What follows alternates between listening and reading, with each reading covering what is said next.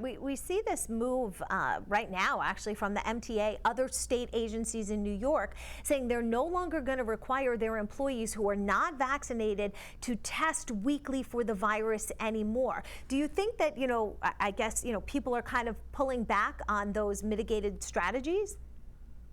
I think that if you look back historically, early on, when the virus was really raging, Delta or early in Omicron, there was a public health necessity to put in certain mitigating factors, frequent testing for those who are not vaccinated, because at that point, vaccination really was so much more highly effective than what we're seeing with the current variants. We also know that at that point, masking was really becoming less and less required in different settings, either in mass transit settings or education or so forth.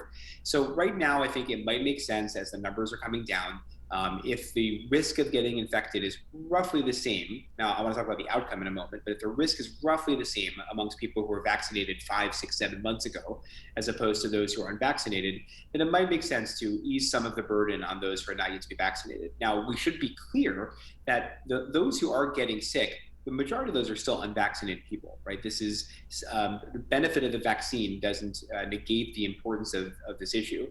That being said, I think in this particular moment, and this whole 18 months has been one large period of trial and error, right, from a public health perspective. I think right now we're probably in a moment where we can step back a little bit from the weekly testing for those who are unvaccinated.